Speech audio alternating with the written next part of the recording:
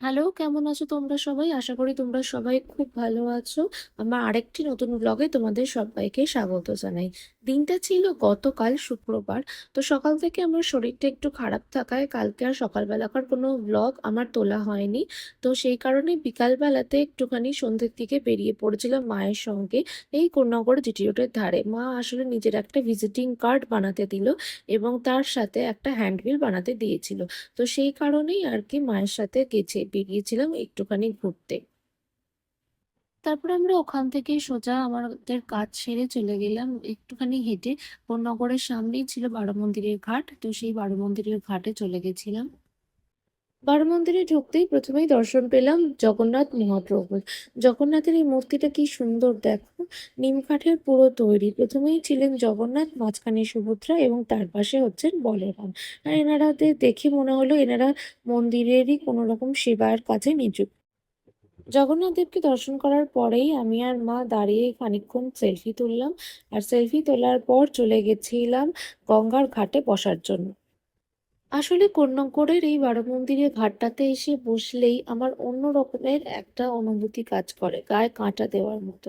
ছোট থেকে এখানেই তো বড় হয়েছি সেই কারণে। তারপর আমরা গঙ্গার ঘাট থেকে সোজা বেরিয়ে চলে গেলাম চা খাওয়ার জন্য। আর দেখো আমাদের এখানে মালাই চা বিক্রি হয়, সেটা হচ্ছে মাত্র 10 টাকা করে, এখানকার বিখ্যাত চা। তো আমি আর মা 1 কাপ করে চা নিয়ে নিলাম। এটা আমাদের কোন্নগরে মিউনিসিপ্যালিটি।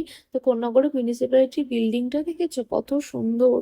আর এত সুন্দর এখানকার এক্সটেরিয়ার এবং ইন্টেরিয়ার, দেখলে চোখ জুড়িয়ে যায়।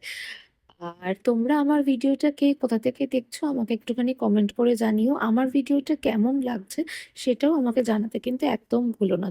তারপর আমি আর মা ওখান থেকে গল্প করতে করতে দুজনে মিলে চলে এলাম কোন্নগর বাটায়। তো কোন্নগর বাটা থেকে এবার আমরা যাব পানিহাটি।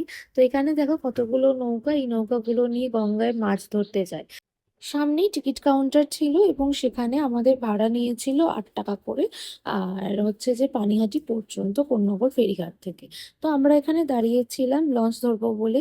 আমার দেখে ঠিক চারপাশটা এমন মনে হচ্ছিল যে কোনো এক শিল্পী তার নিজস্ব রং তুলির টানে একটি নিখুঁত ছবি এঁকেছে। লঞ্চ আসা মাত্রই সবাই যে যার মতো করে দেখো চলে যাচ্ছে, নাহলে আগে না গেলে সিট পাওয়া যাবে না সেই কারণে। তারপর আমি আর মাও গুটি গুটি পায়ে চললাম লঞ্চ ধরবো বলে। আমায় ডুবাইলি রে, আমায় ভাসাইলি রে, অকুল দরিয়ায় বুঝি কুল নাই রে।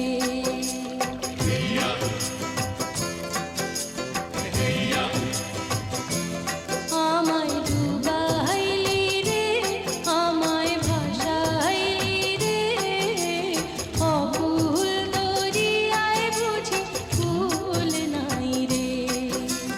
কুল নাই সীমা নাই, অথই দরিয়ায় পানি। দিবসে নিশীথে ডাকে দিয়া হাত ছানি রে, অকুল দরিয়ায় বুঝি কুল নাই রে। আমায় ডুবাইলি রে, আমায় ভাসাইলি রে, অকুল দরিয়ায় বুঝি কুল নাই রে। কি একটা অন্যরকম পরিবেশে চলে গেছিলে তো। আমাদেরও ঠিক একই অবস্থা হয়েছিল কোন্নগর থেকে পানিহাটিতে লঞ্চে করে আসার সময় আমার আর মায়ের। ঠিক এই গানটাই মনে মনে গুনগুন করতে করতে আসছিলাম আর আমরা হাসাহাসি করছিলাম। তো তোমাদের সাথে কথা বলতে বলতে অলরেডি আমরা চলে এসেছি কোন্নগর থেকে পানিহাটি ঘাটে। এবং এসে এখানে নিয়ে নিয়েছিলাম ডিমের চপ আর হচ্ছে একটা স্যান্ডউইচ। তো এটা আমরা খেয়েছিলাম। এই দেখো তোমাদের সাথে গল্প করতে করতে বেরিয়েছিলাম আমরা সন্ধ্যাবেলায়, এবং সন্ধ্যাবেলা থেকে তখন অনেকটাই রাত হয়ে গেছে প্রায়। এবার তো বাড়ি ফেরার পালা, ঘড়িতে তখন প্রায় 9:30 মতো বাজে। তাই আমরা আর দেরি না করে তাড়াতাড়ি পানিহাটির ঘাট থেকে চলে যাচ্ছি এবার কোন্নগরের ফেরিঘাটের দিকে। এবার দেখো এখানে দেখছিলাম যে নৌকার মধ্যে বসে এনারা সব রাতের খাবারের আয়োজন করেছিলেন, তার কারণ ভোরের দিকে হয়তো এনারা মাঝ নদীতে গঙ্গায় মাছ ধরতে যাবেন তার জন্য। লঞ্চে উঠে চারপাশ দেখতে দেখতে হঠাৎ করে আমার চোখ পড়ে গেল একটি কেবিনের দিকে।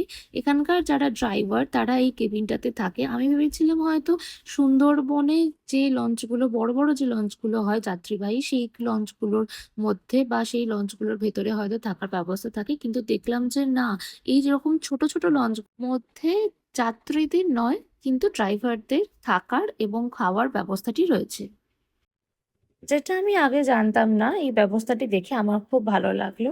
তারপরে তাড়াহুড়ো করে আমরা লঞ্চ থেকে নেমে চলে গেলাম বাড়িতে।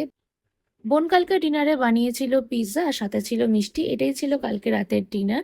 তো এই পর্যন্ত। যদি তোমাদের ভিডিওটা ভালো লেগে থাকে ভিডিওটা লাইক, কমেন্ট, শেয়ার আর সাবস্ক্রাইব করতে কিন্তু একদম ভুলবে না। দেখা হবে আবার নেক্সট ব্লগে। ততক্ষণের জন্য টাটা!